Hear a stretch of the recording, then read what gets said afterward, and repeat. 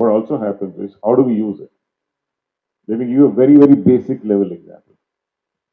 This is through sampling. So, for example, we are, with the permission of the customers, monitoring the viewing patterns of a very small fraction of our customers. And we also have their persona matched with us. Now, we match the persona of others like them. And if this person is doing something next, chances are that other people who are matching this persona are likely to do that. Not certain, but more likely to do that versus any other random person. So we will be able to make sense of the data. You will not be able to make sense of the data. It is not of any use to you. No, but certain people like So, me. for that matter, I think India is one of the few places where the individual has been empowered, for instance, through the account aggregator.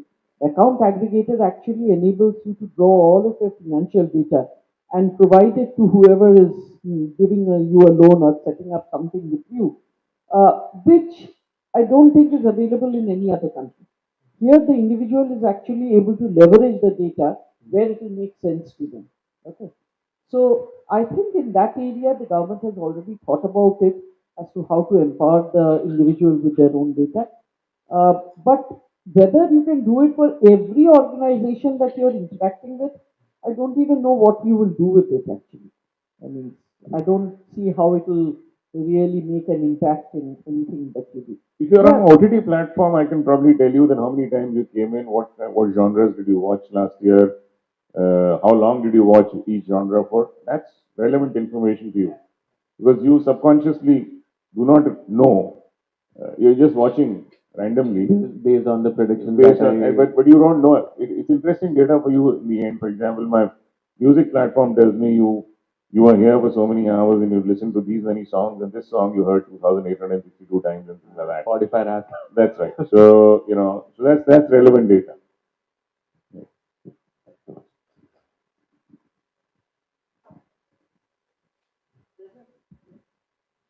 Hello. Yeah. Hi. My name is Mukbil. I represent the Economic Times CIO. My question is fairly simple. And first of all, I must commend Arundhati and Mr. Nagpal on first on the brilliant presentation and second on the interesting chat. My question is, you pointed it out yourself that this is a very cluttered space. A lot of people are doing a lot of stuff. And so as to say, AI is the buzzword today.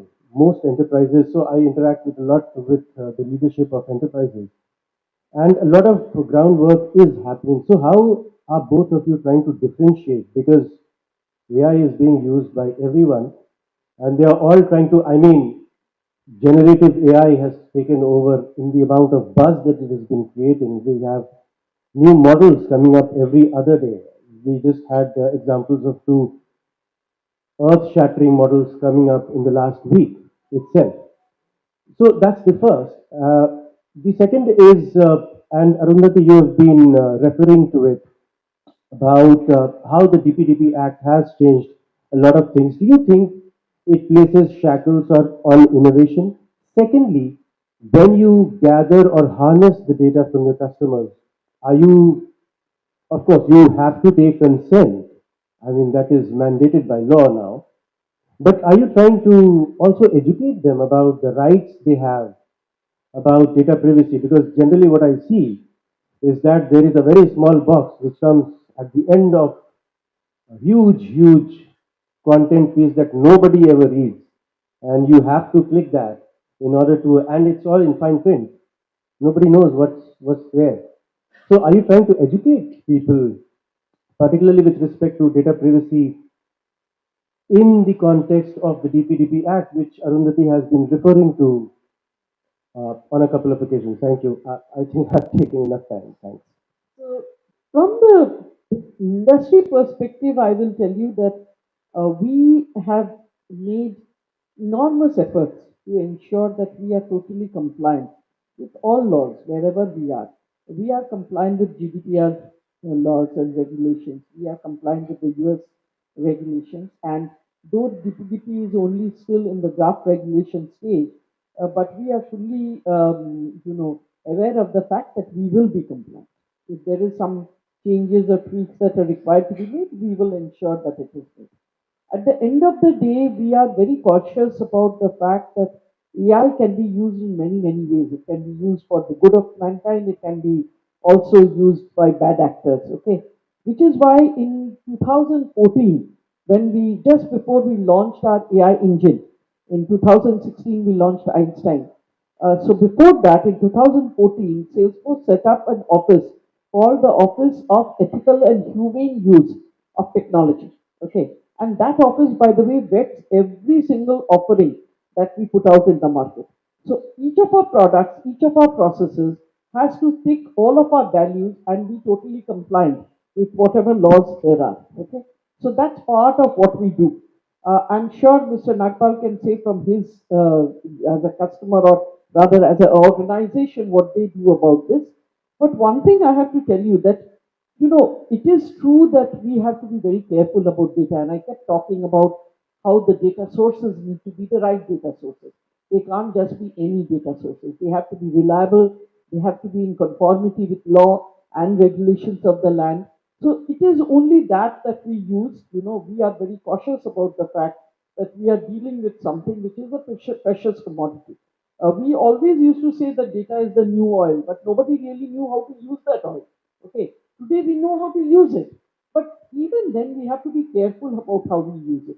But I can only tell you this is one of the reasons why it's important when you are doing these initiatives to go with proven, stable companies that spend a lot of time in understanding privacy compliance requirements and try to comply with all of it in their products as they as they give them to the customers, as they offer them to the customers. Absolutely, because none of the laws that abbreviations that you talked about are currently applicable in India.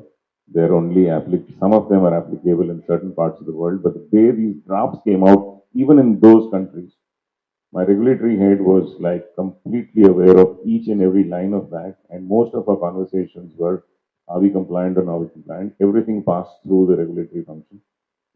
Even if the law is not there, we need to be practicing for what is going to come to this country sooner or later, because we can't be caught, unawares when the law becomes when it becomes an act, really. So that's one part. Secondly, if I am collecting some data with your consent, whether the I agree has been written at the bottom or the top or the middle, especially the conditions are so many that, even the customer says, yes, I agree, because he trusts your intention. If 10 years ago I was launching a recorder and of my 10 million base, it was relevant to 500,000, and if the analysis of your data prevented me from going to 10 million people and trying to upsell the recorder, instead of that, I went to 1 million people, of which it was relevant to 500,000. I think intelligence and now AI is only helping us reduce irrelevant propositions to you. And that's the benefit that it gives us, and that's the benefit it gives the consumer, and which is why the consumer is not crying.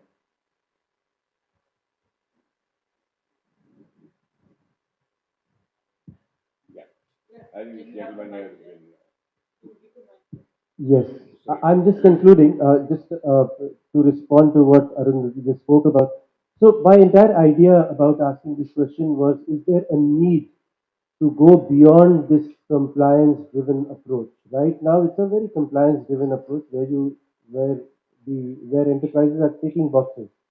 But are they doing anything proactively to It is inculcate? because if you get a call today, for example, earlier calls that used to come from unknown numbers used to come from unknown numbers. Today, at least, there is something that says spam or proportional on top of it. I don't know whether you're getting it, but I am certainly getting it. So I know it is reducing commercial business for a lot of organizations, but it is making my life so much easier as a customer, because I'm also a customer of certain services. So it is necessary. The rampance with which customers were being approached for irrelevant products without using any intelligence anywhere in between.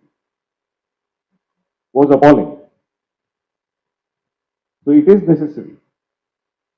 And organizations need to stick to whatever is prescribed. See, basically, any business, if it wants to be sustainable and if they want to continue to do better and better, they will automatically adopt these values. This is not something which is a choice, really. It is a matter of survival. And those companies that choose to take shortcuts will not be around for too long. So if you're really looking out for your company, if you really want to be around for a long while, if you want to be a long-term player, if you don't want reputational risks and unnecessary complications, then this is something that you will definitely do. Okay. Having said that, it's still a fact that in many organizations, including the banking sector, sometimes the customer becomes the weakest link. If you see all these scams that are going on in the banks, etc., I'm sorry, I'm diverted, but banks have been so much part of me for so long. But in many of these, you'll find it's the customer that's the weakest link. In spite of every OTP coming with a line saying do not share with anybody else, they continue to share it. And then after sharing it 10 times over, they suddenly realize, oh my God, I think I'm getting scammed. They've done it for 10, 11 times before the light bulb goes on. Okay, what do you do in such cases? It's not as though they don't know. It's not as though the warning line is not there. In spite of that, it's happening. So yeah, continuous education is what we need because bad actors will always find newer and newer ways. Means whoever heard of things like digital arrest? It's happening.